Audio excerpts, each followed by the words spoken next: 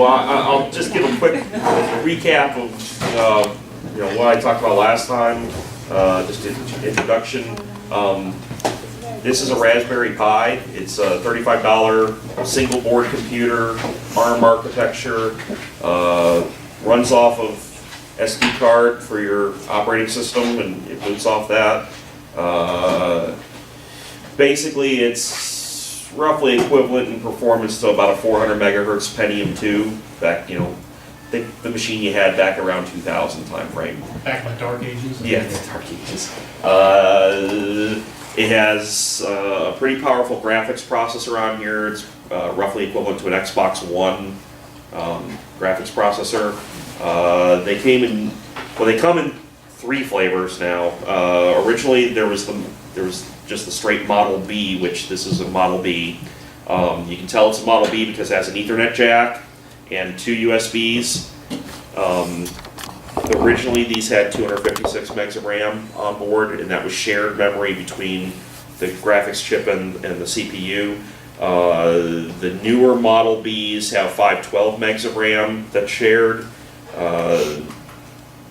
They just did they just started the first production run of the Model A's, which are identical to this, except no Ethernet jack and only 1 USB port. It uses a little bit less power, but it also only has 256 megs of RAM. The cool thing about these is that they run Linux. You have access to the GPIO pins here, so you can do some of the same sorts of things you would do with an Arduino, or pick your favorite microcontroller. And I'll demonstrate, being able to do the typical blinky light test to show off that you can actually control the GPIO pins. But the nice thing is, above and beyond what you can do with an Arduino, you also have a real Ethernet jack. You can hook in a Wi-Fi adapter and have network connectivity. You can drive a display like I'm doing here. You can connect to displays either through HDMI or through composite analog output video. So if you have an old TV laying around, you want to use that as a monitor or display, no problem, easy. These run on about 5 watts worth of power. So 1 amp, 5 volt. I actually use a power jack off of an iPhone charger, and it works fine. So for $35, which is basically what you pay, close to what you pay for an Arduino Uno, you basically have a full computer right here. It's not the fastest computer in the world, but it can do lots of really cool things. And if you're just trying to learn Linux, or you've got a kid at home that you're trying to get into programming, you don't want them messing with your big computer that they can potentially break, this is a great solution because it's cheap, it's easy to replace if you need to replace it, it's easy to reinstall the OS, just flash the SD card and boom, you've got your OS clean again and start over. So that's actually what it was designed for, was for educational purposes. So last time I just talked about the Pi itself, and there were a lot of questions about being able to do things with the GPIO pins. Jebediah, I know you had questions about can you do stuff with interrupts, and can I show how to do like a graphical user interface to control things on your GPIO. So I'm going to show you that. But first I'll do the quintessential blinky light example, and I'm going to show you just how easy that was. Let me just load up the Python development environment. Give it a second. So this morning I threw this together real quick.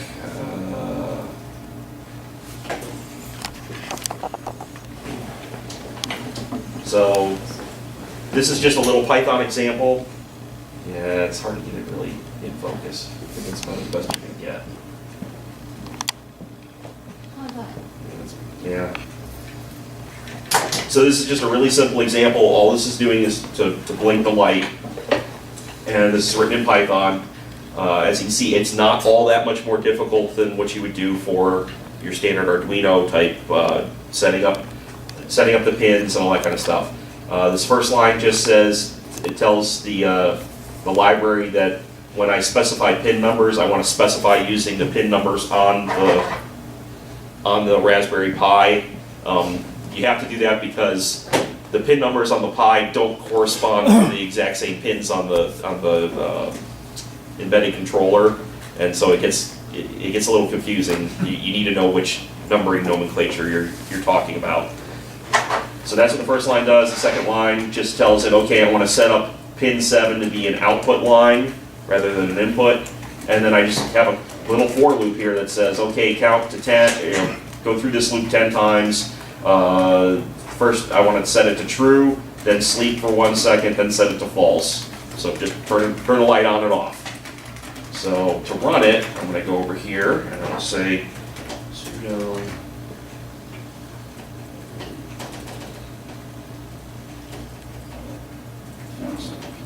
Now the reason I'm having to run it as sudo, which is the command that basically says temporarily elevate my privileges to root access, the super user access.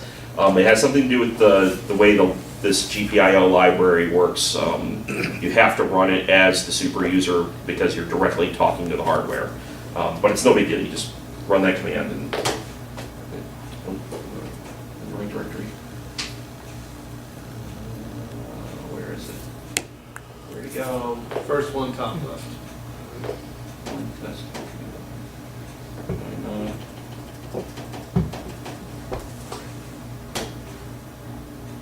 What? Welcome to the world of embedded programming. Hello?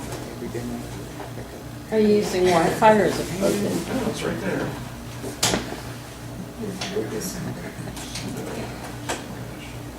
Ah. Sorry. Oh, that's why. You have to, Sorry, I gotta say Python. right. Oh, trivial details.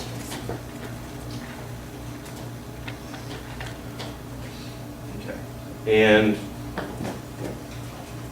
if you look, you see that the lights blinking.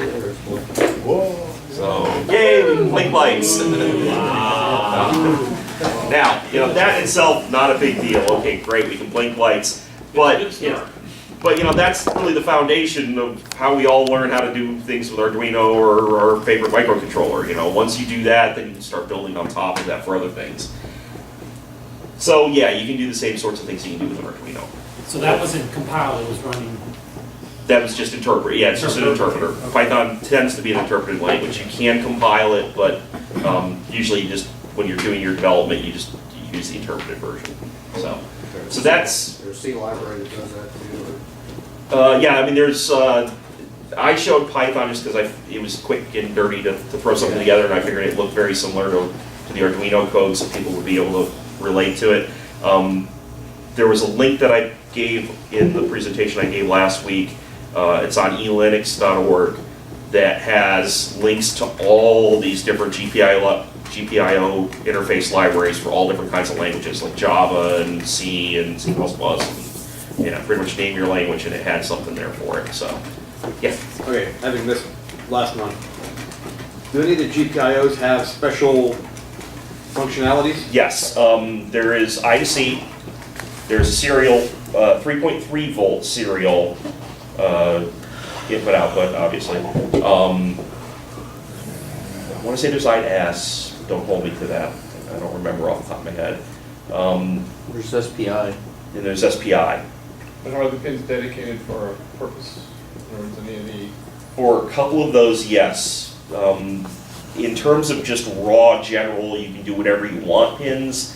I think it's like 8 that are exposed. There are 8 programmable I/O. Yeah. Now, they are digital only. There is no analog input. Right. You can do pulse width modulation output, but you have to do it through a library that basically fakes it. So it's not like a hardware PWM. There is the capability to do interrupts. I only noticed it this morning when I was looking through some of the Magpie magazines. Not the latest issue, which is issue 9. Issue 8 had a whole article on how to do stuff with interrupts with GPIO. So if you're interested in that, The Magpie magazine, it's at themagpie.org, or sorry, .com. It's a free magazine that a group of Raspberry Pi enthusiasts put out about every month, and they've done 9 issues so far, and there's usually at least one interesting thing in each of them, and almost always more than one on how to do stuff with hardware through the GPIO. So really interesting. There was one month where they talked about how to do GPIO with Sketch, with Python, and there was another language, I forget which one it was. Maybe it was C, I don't remember. They've done an entire article on how to deal with make files for C. They've done entire articles on how to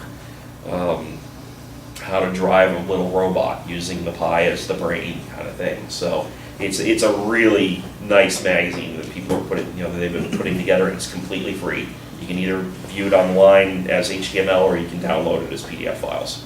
So I highly recommend taking a look at that if you're interested in these. But the other interesting thing that I found, and this was actually in this month's Magpie magazine. Let me just close that down. And I gotta remember how to run this because I just did it this morning. Where was it? Crap. I can't remember how to do this. I'm just going back through the command history so I can remember what I did here.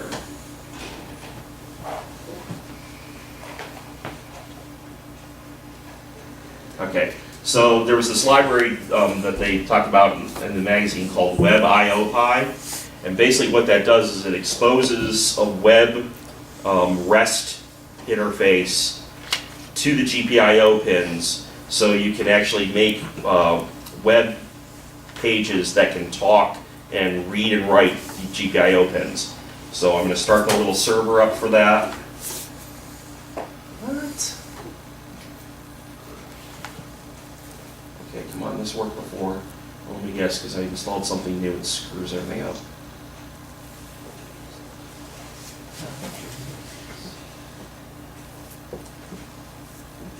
Of course.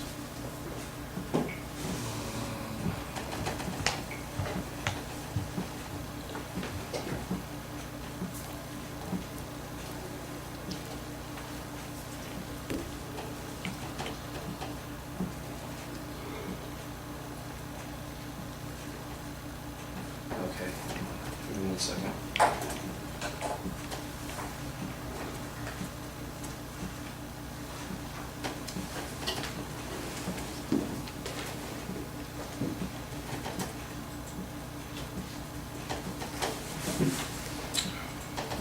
This is the other little joy of Linux. You have to give it the path and things. So I'm just going to reinstall the library real quick.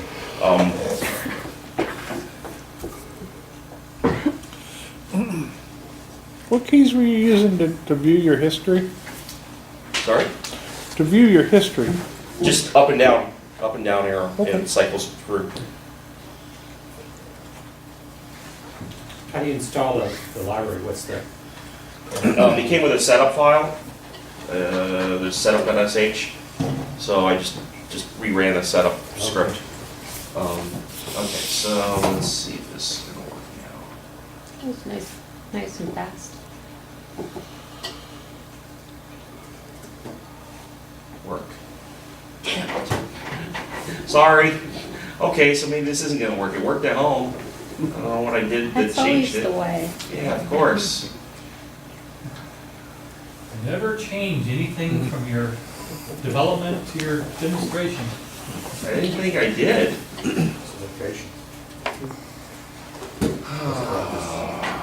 Well, it looks like it found it, but it looks like it's having problems with it. It's just complaining because it doesn't have an internet connection. Definitely. What's your, Len? You got your internet connection up? Yeah, I think I do. I'll have to jump on the Raspberry. So.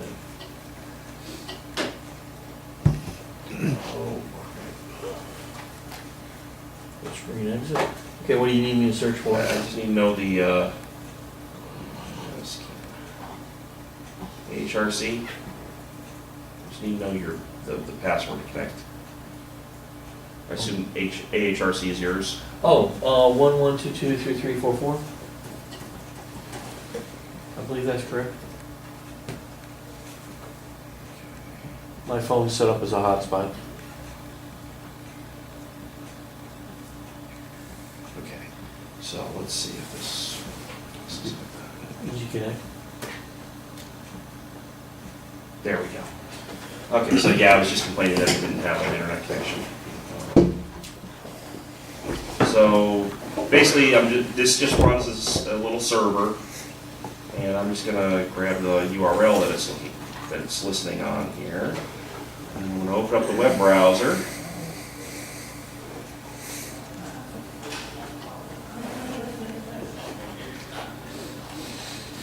No, stop. I don't want to go to that.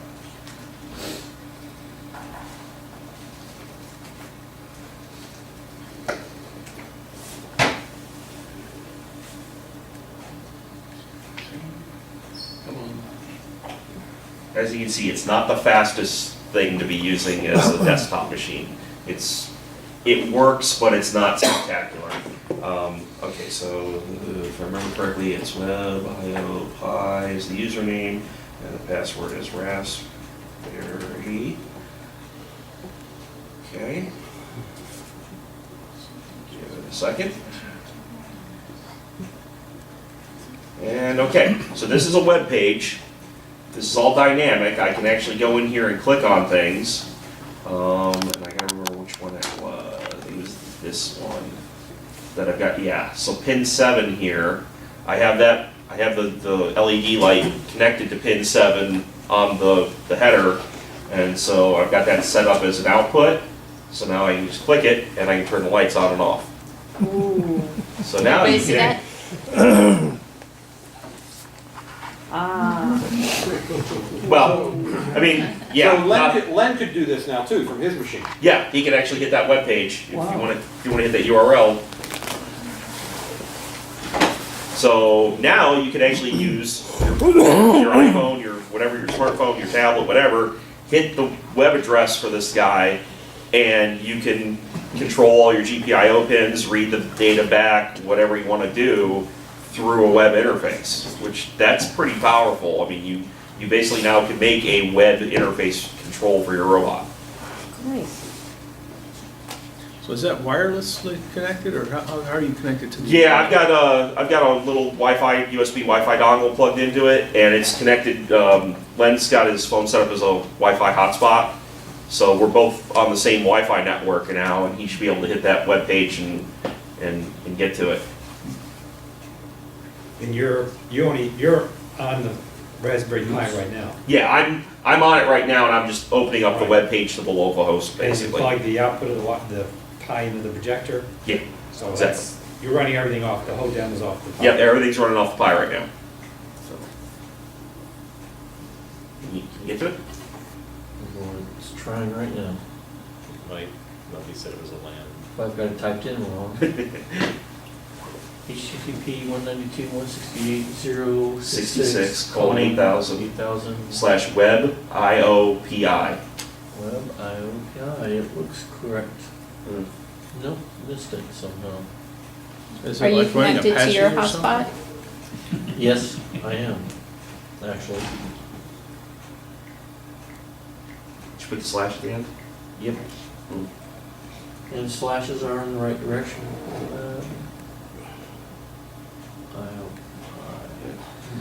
Anyway, but Can you bring me going back to what you were asking, as you can see, I mean, there are certain pins here that are dedicated for certain things, but See pin?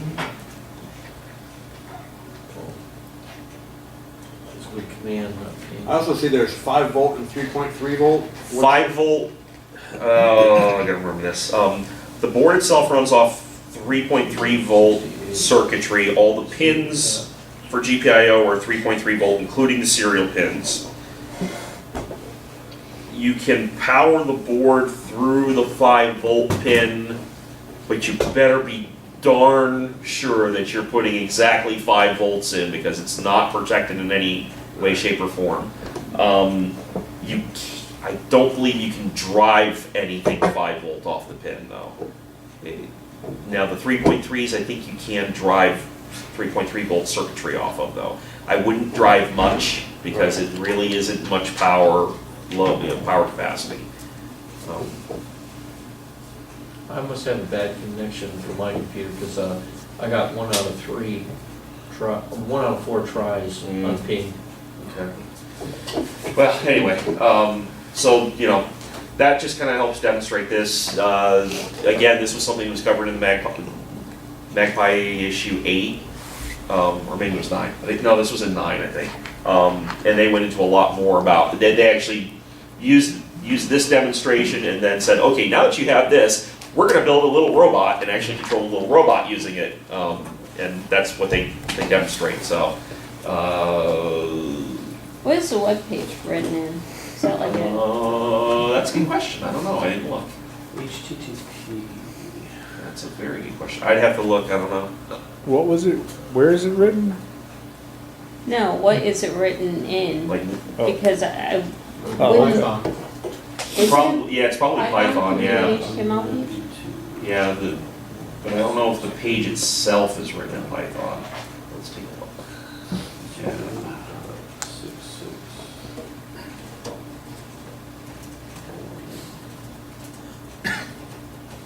It's probably like some type of Java. Okay, so it's JavaScript mostly. It's HTML. called a RESTful interface or a REST interface. Don't ask me to remember what the acronym stands for, but it's a way that you can do basically continuous back and forth with a web page without having to pull it constantly and like refresh the page. It basically, it establishes It's the initial real-time. connection and then keeps that connection open so you can send data back and forth between your machine and the server. So does Python have the libraries to communicate with to interact with the HTML page? Yes.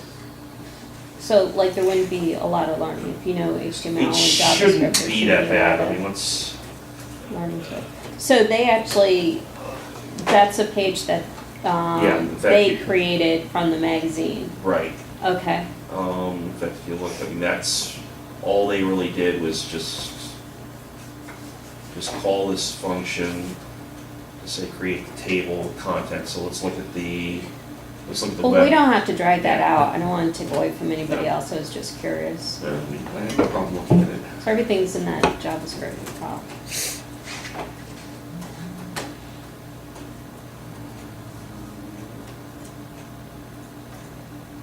So yeah, I think this is him just setting up the pins, Yep. and then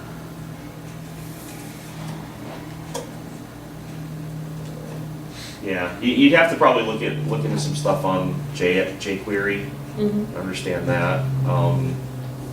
But other than that, it's probably, if you look through this file, you probably can figure out what's going on. Yeah, it looks pretty standard. So does it have a Java interpreter, or is it a compiled Java? Well, this is JavaScript, not the same as Java. Java's been a fun adventure on this thing. On this webpage, most of that is for the client side. So when you pull it down and you look at the browser, the JavaScript that they're doing, the HTML, it's all for the client side. Okay. When it does a call back to set the pin, pretty sure it's calling something in Python. Yeah. So most of that's being pushed out?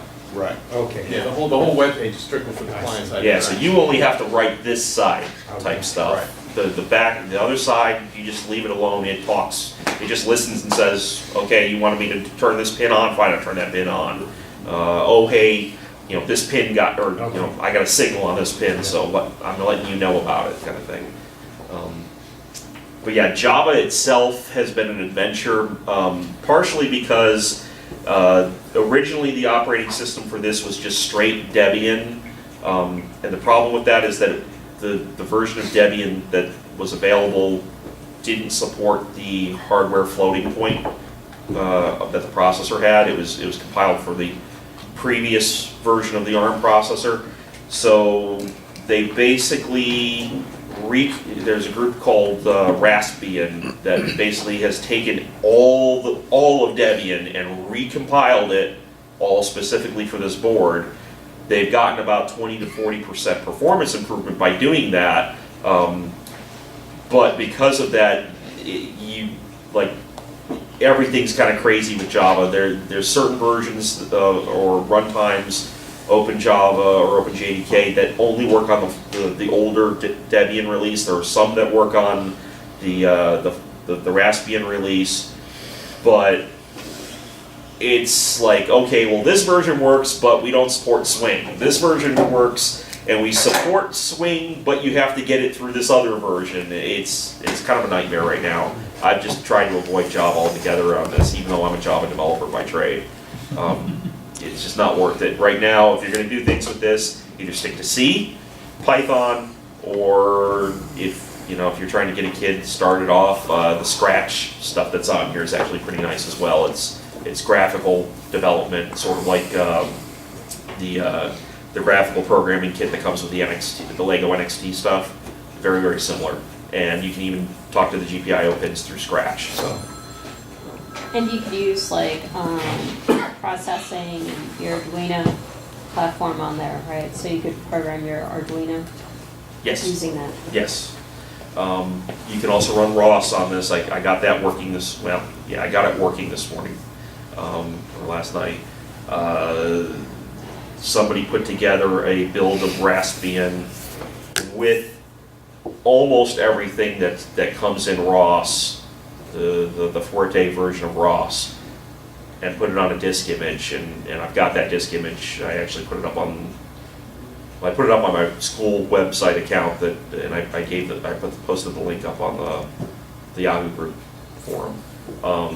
So you can download that if you want to play around with ROS. The only things it doesn't have is RViz and Gazebo, because those require much more graphics processing power than what you're Are going those to have. programming languages? No, they're basically the visualization stuff that you use for ROS. But you can, if you've got another machine running ROS, like your desktop machine, you can connect to the Pi, basically have all the code running on the Pi and just do the visualization over on your desktop machine. So. That sounds interesting. The cool thing about ROS is that it's very modular. Every processor or every process that you want to run runs as its own node on the ROS network kind of thing. So you basically can just keep adding processors and distribute your load across all the different processors. And those processors can be ARM, they can be Intel, they can be whatever processor board. And it just talks over the network and it does all its interaction that way. So you don't have to, do a whole lot of setup to get everything working and talking. Any other questions? Anything else you guys want to see? Have you done anything more with the Raspbian and your USB camera? Well, that's why I was trying to get that working during the break. For some reason, it doesn't seem to wanna. Like I get the software that's grabbing the data off the camera working, but when I try to open the web page to show it streaming, it doesn't want to work. I don't know why. I haven't tried that in about a month and a half, so I don't know if I screwed something up or changed something, but yeah, but I haven't really done anything else. Mike, does the size of the SD card that you use affect the speed that the Raspberry Pi operates at? If you had a really big SD card, does it run slower than if you had a smaller? It has to be either a standard SD or an SDHC. It can't be one of the new SDXDs. Okay. The class of the card tends to make more of a difference than the size of the card. Okay. I tend to use class 6 only because when they first came out with the Pi, the firmware was having a hard time dealing with a lot of the class 10 cards, which are the newer ones. Basically, the way the classes tended to work was the higher the number, the faster the throughput, but with the caveat that it's really designed more for large file writes, because they tend to be designed for use in digital cameras. And as we've gotten more powerful digital cameras, they're trying to write one really large file. Well, Linux is a file-based operating system. Everything you do is interacting with a file. Even when I type here, it's basically writing to a file and reading back off that file. So you're basically doing a crap load of really tiny, file I/O interactions rather than one big one. So those class 10 cards tend not to necessarily be the fastest.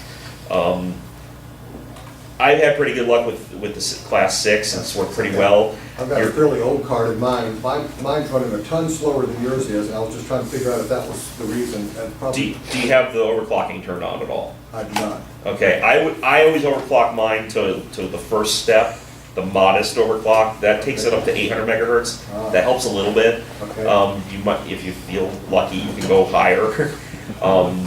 The other thing that you may want to do is there's a way that you can use. I actually have it set up.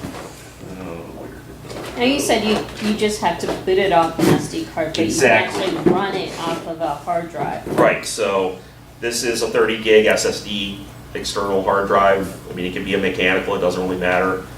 This is an old 256 meg. I think it's class 1.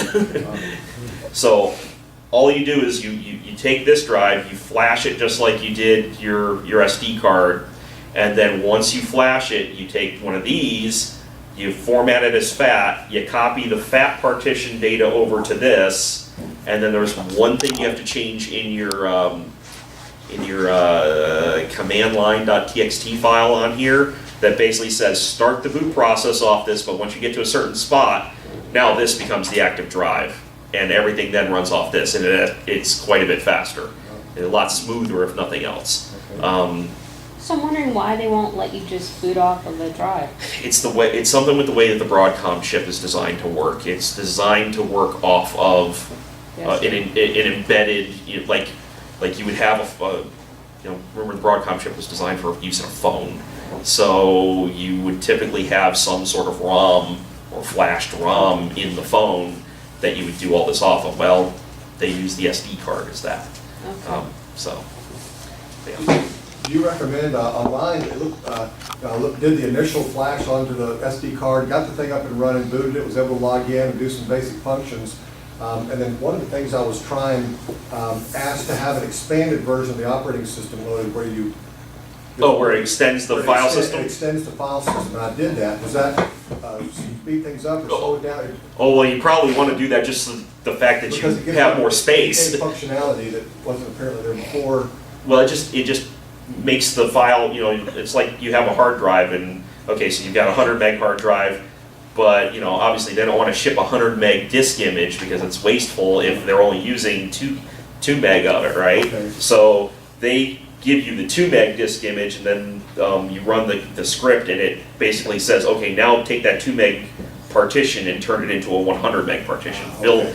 Open up the partition to use the rest of the drives. Now you have 100 meg to work with, just 2. More space. But Yeah, it just lets you use all the space on the card, And that's all. I was on the internet at the time that happened. I thought it was downloading more files and expanding, adding feature. So it's not, it's just changing. So there's not like a compressed version of the actual operating system versus an expanded. It was fiddling with the partitions and the. Which OS were you using? Lights on. Whatever the most current one is off the. Raspbian? It's Raspbian, yeah. Okay, then yeah, That's that's all it was really doing. It was just expanding the disk file system, the disk structure. Doing there at that point. Yeah. I'm not a Linux guy, I'm trying to come up to speed, I'm watching the same thing, like, looking at those details, how you're scrolling back and forth through the Yeah, previous commands and all those little details. yeah. In fact, here, I can show you. Or maybe show some other tips for the newbies like us. So, if you use the Raspbian image to build your SD card, the first time you boot up, it's going to actually automatically invoke this. Oh crap, I always forget that you got to run it as root. It won't boot into the graphical interface, it'll just have a text console, but it'll run this little program, which is a script file that some of the enthusiasts came up with. And it lets you basically set up a bunch of things for how you want the Raspberry, the Pi to work. So like the first thing is that expand file system script, and it says, okay, if you hit this, it lets you set up, hold on a second. So it's basically just going through and saying, hey, do I need to do anything to update the file system? And then on the subsequent reboot, you'll end up with the full disk to work with instead of just the 2 gig or whatever. Is there a way to go back to the 2 gig? If you really know what you're doing with Linux partition tables, maybe. Probably not. Yeah, you probably would be better off taking the card out, putting it in your PC, using the DD command to create a new compressed version, and then re-uncompressing it or re-flashing your SD card with that new image, so that you're back down to just the compressed space rather than the full. Once you write something out to that extended space and you try to take it away, then you're screwed. Well, yeah, exactly. So that's why I'm saying that DD command will let you specify, make it down, compress the space down to only what you need in order to do it, to write all the data. So. Right, you can't really do that on the Pi because you're actually running out of that image that you're thinking you want to go and compress back. Right. That's why best bet's move back to PC and tell the PC, okay, take this as a source image, build new image that's the minimum size required. Right. The other thing is, I know you've had a question about why is it I can't then put it back on the disk? I assume you wanted to make backup, right? Right. Check the Magpie magazines, because within the last 3 issues, they had a whole article on how to make a backup of your SD card image. But so you've got other things here, like you can change your overscan settings if you, if depending upon your display, you can configure your keyboard. One thing you're going to find is that because this is a British product, everything's default to British. British keyboard layout, British everything, and it's annoying. So you're gonna want to change to U.S. English, and you're going to change to U.S. keyboard layout and get that all working right. But you can do all that right through here.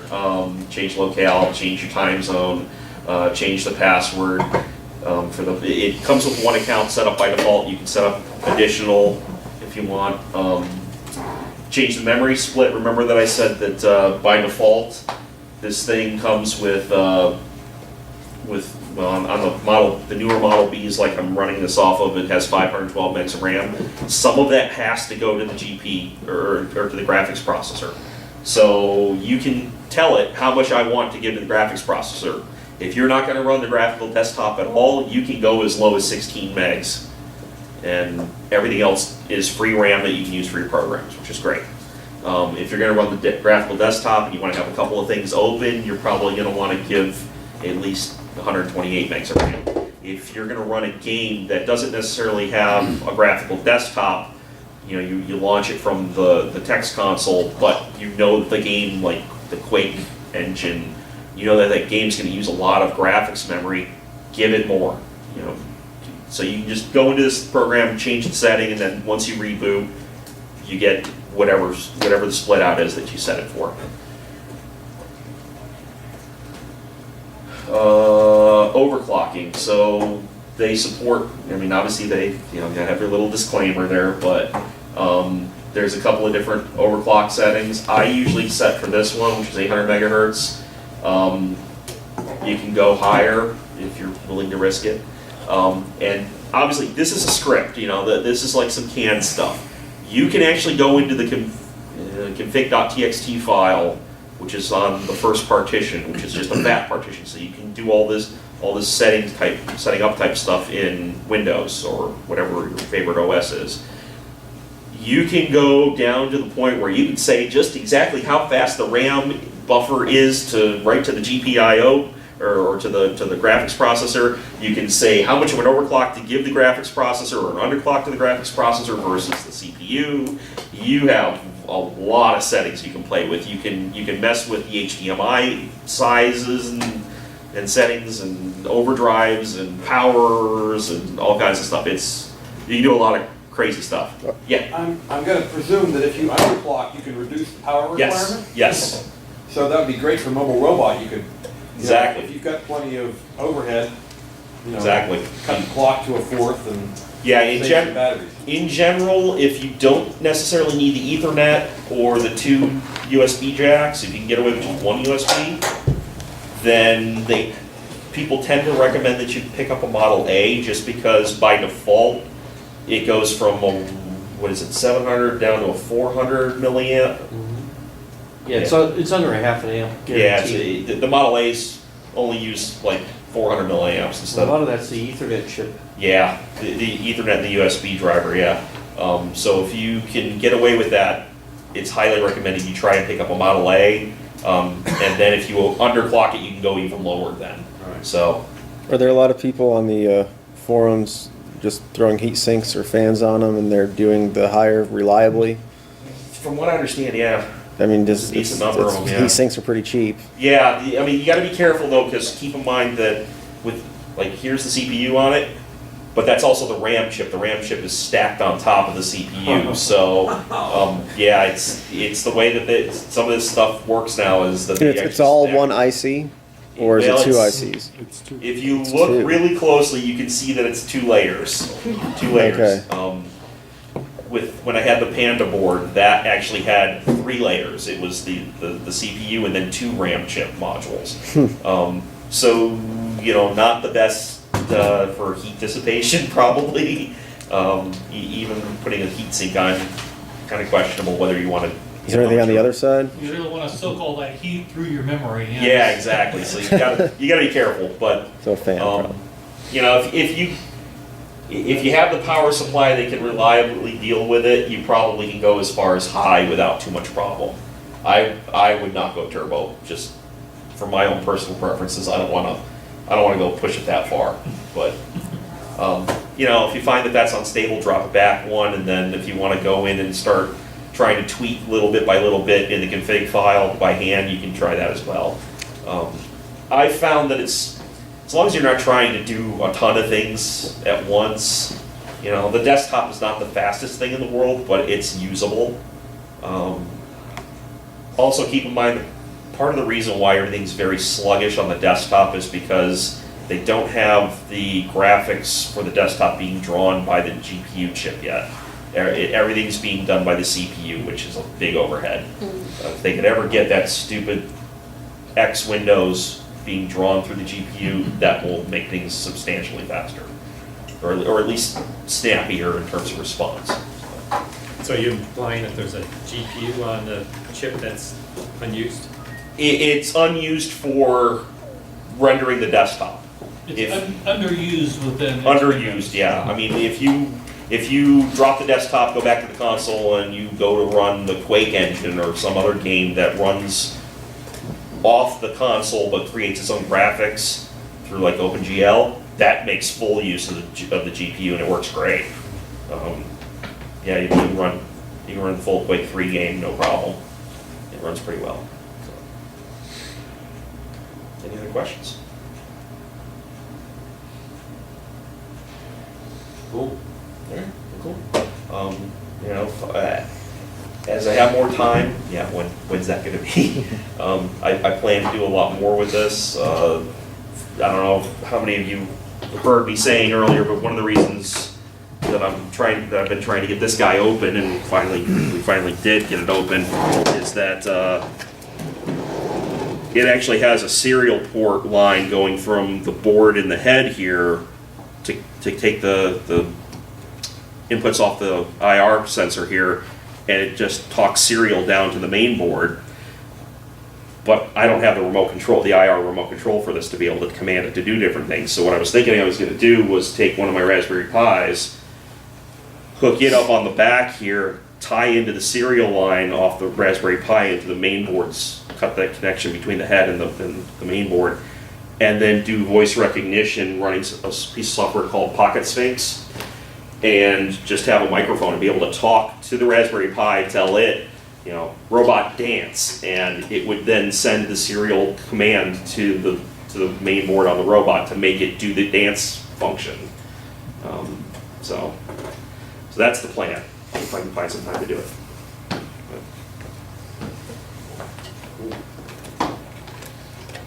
I mean, not that that's anything that you couldn't do with a normal PC, but the fact that it's small is kind of nice. So, yeah, that's all I had.